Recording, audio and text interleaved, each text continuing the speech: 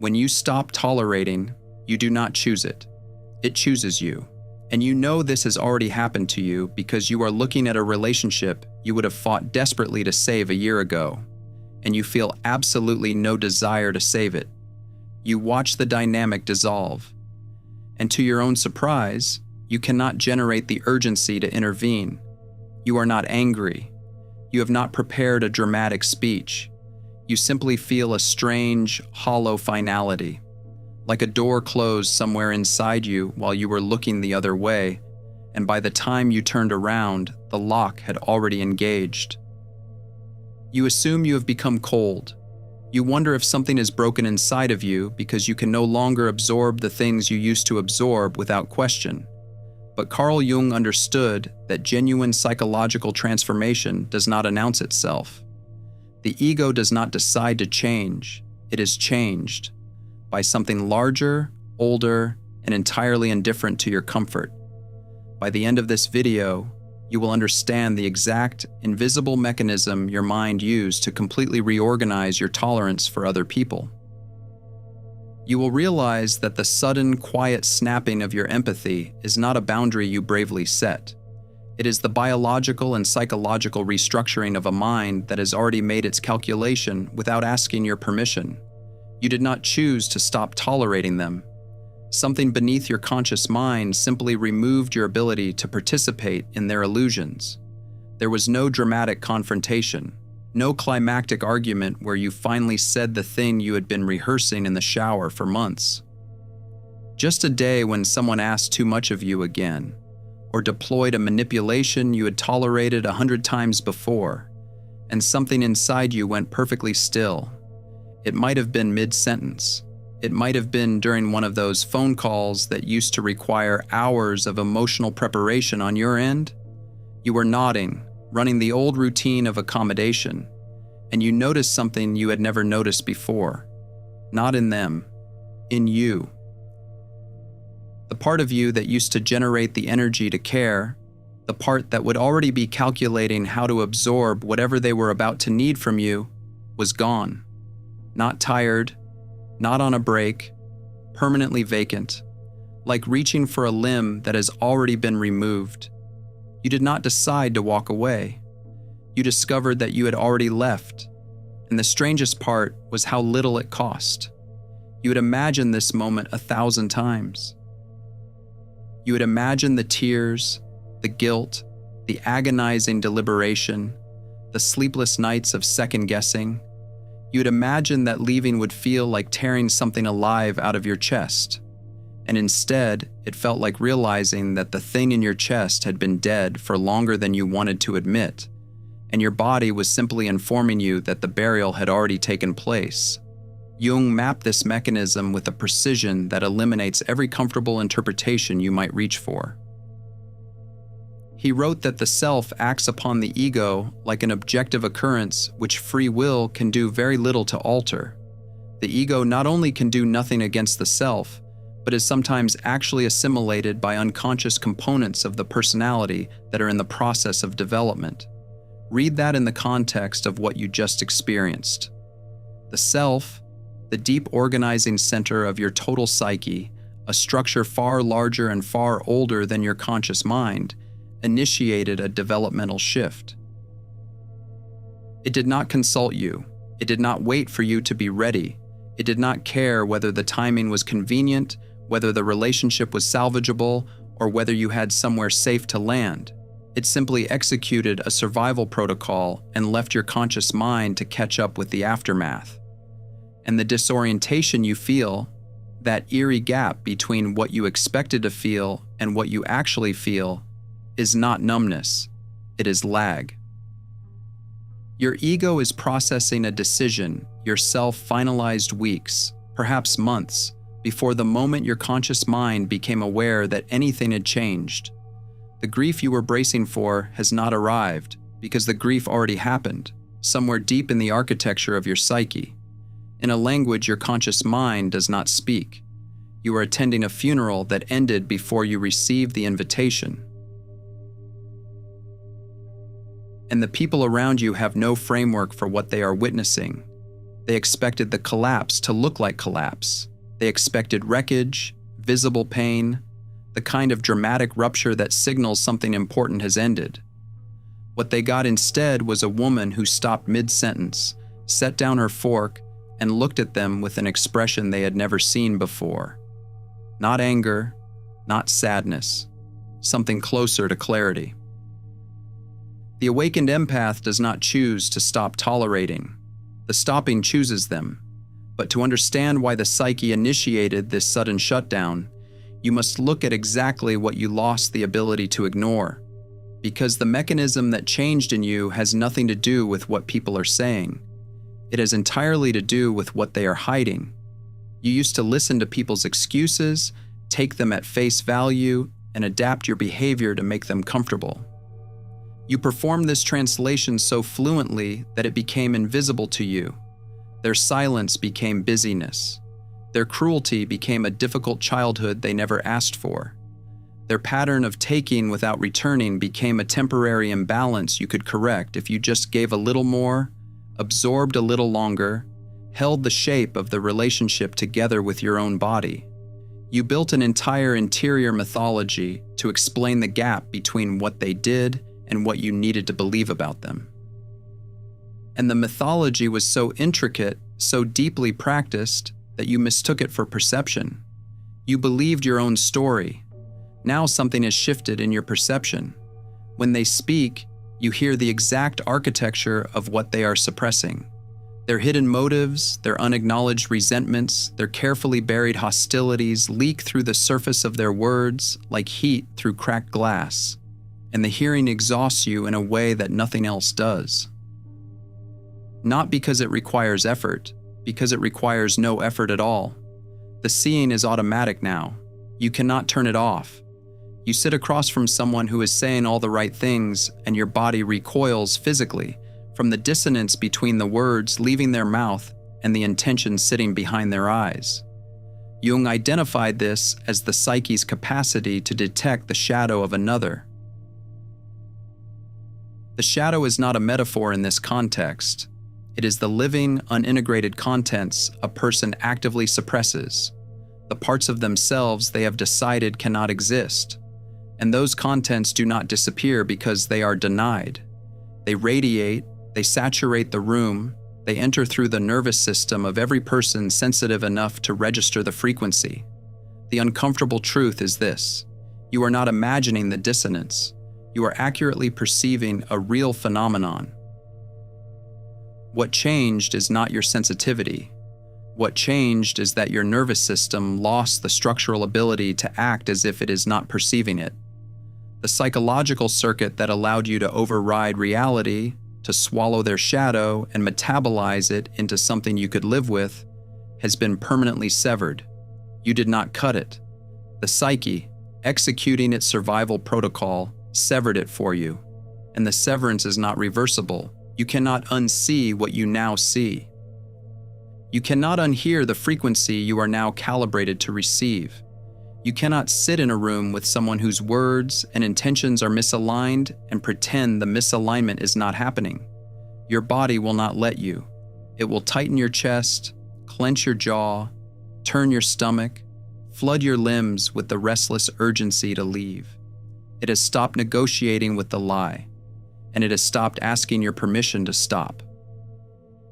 If you have felt this shift in your own perception, if someone told you something reasonable and your entire body rejected it before your mind could form a counter-argument, write this in the comments. I hear what they are hiding now. And the moment this circuit is cut, the primary role you have played your entire life instantly collapses. When you can no longer absorb the shadow of another, you can no longer perform the emotional labor required to keep them comfortable. And if emotional labor was the currency you used to purchase your place in every relationship you have ever had, then the collapse of that currency is the collapse of your entire social economy. The people in your life are suddenly confused by you. You no longer volunteer to manage their crises. You do not over-explain yourself. You do not chase them into the silence they deploy as punishment. You no longer act as the emotional shock absorber for the family, or the friend group, for the colleague who has been using you as an unpaid therapist since the day you met, and their confusion is genuine, because from their perspective, you have not changed, you have malfunctioned. The machine that always produced warmth on demand has stopped producing, and they are standing in front of it pressing the same buttons with increasing frustration, unable to comprehend that the machine is not broken. The machine has been retired. What stands in its place is a person they have never met, because the person was never allowed to exist while the machine was running. Jung understood this as the dissolution of the persona, the social mask that mediates between the inner life and the outer world. He warned that when a certain kind of behavior is forced on a person by the world, the danger is that they become identical with their persona. The professor with his textbook, the tenor with his voice, one could say with a little exaggeration that the persona is that which in reality one is not, but which oneself, as well as others, think one is. And this is the part that arrives like a blade between the ribs. Your history of endlessly tolerating one-sided relationships was not proof of your immense capacity for love. It was the operation of a false self, a persona built entirely around the trauma-based belief that you had to purchase your right to exist through emotional servitude. You were not generous, you were transactional. The currency was invisible, but the exchange was constant. You gave tolerance, patience, emotional management, and self-erasure. You received in return the right to remain in the room. And the transaction was so old, so deeply embedded, that you could not distinguish between the role and the person playing it. You thought the caretaker was you. You thought the one who absorbs, who translates, who smooths every surface so that no one else has to feel the rough edges was your identity. And when the persona collapsed, it felt like you collapsed, because you had never met the person who existed underneath the performance. You had been performing so long that the stage and the self had merged, and pulling them apart felt less like liberation and more like surgery without anesthesia. The caretaker persona did not collapse because you became wise. It collapsed because the psyche, executing its reorganization, recognized that the mask and the face had fused so completely that the person underneath was being consumed. The false self was no longer protecting you, it was digesting you, and the self intervened the only way it knows how. Without ceremony, without consultation, with the cold surgical efficiency of an organism that has identified a threat and will not negotiate with it. And the people who love the mask will experience the removal of the mask as the death of the person they knew, because the person they knew was the mask. They did not love you. They loved what you provided. And the difference between those two things is the difference between a relationship and a supply chain. When the supply stops, they do not grieve the person, they grieve the service. And they will dress that grief in the language of love, and they will believe their own costume so completely that you will almost believe it too. Almost, but not quite. Because the same perceptual shift that severed the old circuit also gave you the ability to see through this particular performance. And seeing through it is the loneliest thing you have ever done. But the outside world will not interpret the death of this persona as healing. To the people who relied on your endless compliance, your new psychological structure looks like a terrifying defect. They do not use the word boundary. They use words designed to make you doubt what you have become. Selfish, ungrateful, unrecognizable. They measure you against the version of you that never said no, and they find the current version deficient. They stand in front of you repeating the same emotional requests that worked for a decade, pressing the same levers with increasing force, unable to comprehend that the mechanism they depended on has not broken. It has been decommissioned. You feel a flash of guilt. You search yourself for the warmth you used to project so effortlessly. You reach for the old machinery of accommodation and empathy on demand, and you find only a steady, regulated stillness. A quiet that is not empty but is profoundly different from the anxious performance of availability that used to occupy that space. And the guilt is specific. It is not the guilt of having done something wrong. It is the guilt of failing to perform something expected. The same guilt a retired soldier might feel hearing a bugle call. The body remembers the drill. The muscles remember the formation. But the self that once answered that call has already been discharged, and no amount of reflex can re-enlist what has already served its time. If you are recognizing yourself in this pattern, if you have been called cold by the same people whose weight you carried for years, and you cannot decide whether the accusation is accurate or absurd, the alchemist's path was written for exactly this moment. It gives you Jung-based perception training, boundary drills for empaths, and 3 exclusive chapter videos to turn that recognition into a practice you can use. 236 pages, downloadable now at thesurrealmind.com. Jung understood this reaction from the people around you. When the unconscious psychological bond between two people, what he called participation mystique, is withdrawn by one side, the other does not experience relief. They experience amputation. The group does not read your new boundaries as evidence of health. It reads them as a violation of the unspoken contract that held the entire arrangement together, because the arrangement required everyone to absorb a share of everyone else's unprocessed material, and the moment one person refuses their share, the surplus does not vanish. It lands on whoever is standing closest. Your stillness is not the absence of feeling. It is the presence of discrimination. For the first time in your life, your emotional energy is not available on demand to anyone who learned the right code to access it. And the people who had that code are furious that it no longer works. They will try every combination they know. They will deploy guilt, nostalgia, crisis, flattery, and when none of those produce the old response, they will reach for the weapon that has always worked best. They will tell you that the problem is you, that your coldness is cruelty, that your boundaries are selfishness, that the person you are becoming is less than the person you were. You have not become cold. You have simply stopped donating your warmth to people who never noticed the cost of the donation. Refusing to apologize for what they have named coldness forces you to confront the ultimate heavy reality of the path you are on. The arrangements dissolve, not with the noise of a building collapsing, but with the quiet, relentless certainty of ice melting. Friendships you have maintained for a decade simply stop generating the energy required to sustain them. Family ties that you once believed were permanent reveal themselves as contracts that were contingent on your continued performance of a role you can no longer play. You realize, with a grief that has no target and no expiration date, that your entire social ecosystem was built around the false self you just abandoned. The invitations that stop arriving are not punishments. They are the natural consequence of removing yourself from a system that required your specific dysfunction to function. You were the load-bearing wall. When you moved, the structure could not stand. And this is the part that no spiritual content will prepare you for.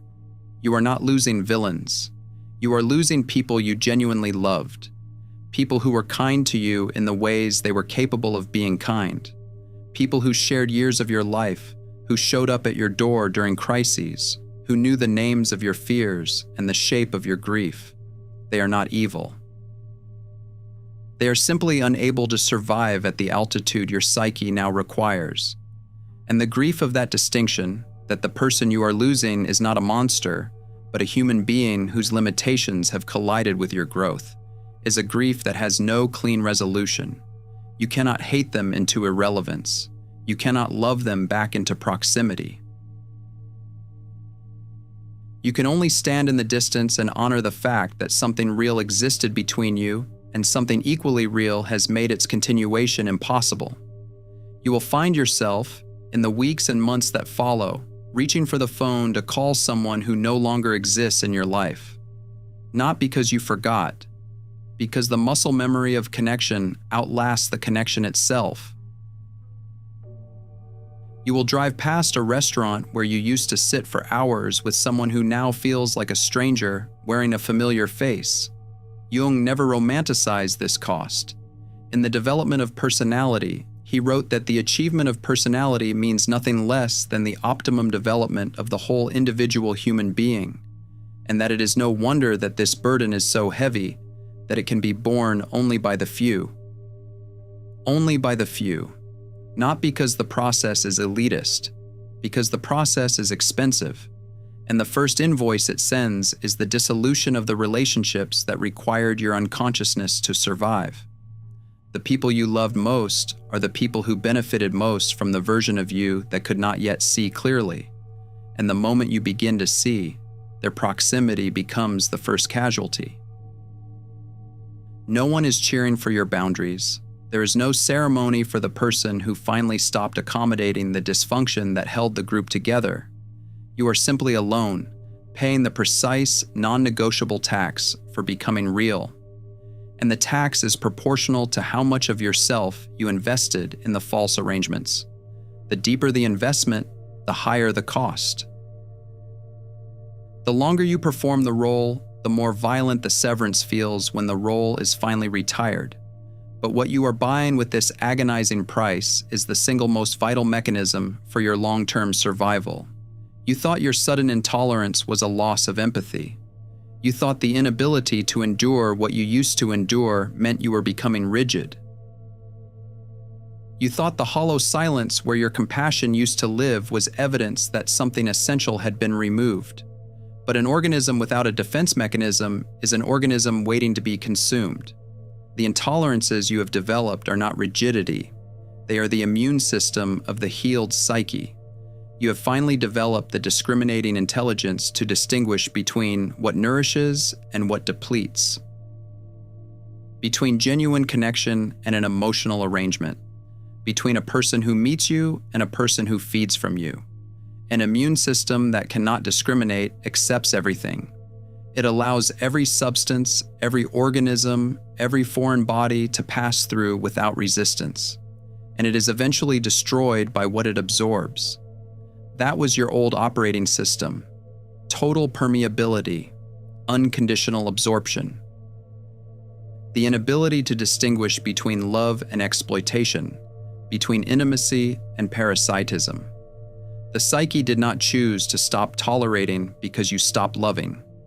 It chose to stop tolerating because it finally decided you were worth keeping alive. Your mind did not malfunction. It completed its upgrade. The operating system that allowed you to absorb without limit has been replaced by one that evaluates, filters, and protects. And the people who cannot pass through the new filter are not being punished. They are being accurately assessed for the first time. What feels like rejection to them is simply the end of the subsidy you were providing at the cost of your own structural integrity. You did not break. You did not become cruel. You did not lose the thing that made you who you are. You became someone whose compassion finally has walls. And the walls are not there to keep the world out. They are there to keep you in. To keep the center of your life inside your own body, where it belongs, for the first time since you were old enough to feel everyone else's weight and young enough to believe it was yours to carry. The stopping was never yours to choose. It was always yours to understand. Jung-based boundary drills, perception training for empaths, and 3 exclusive chapter videos to deepen each lesson. 236 pages. Downloadable now at thesurrealmind.com.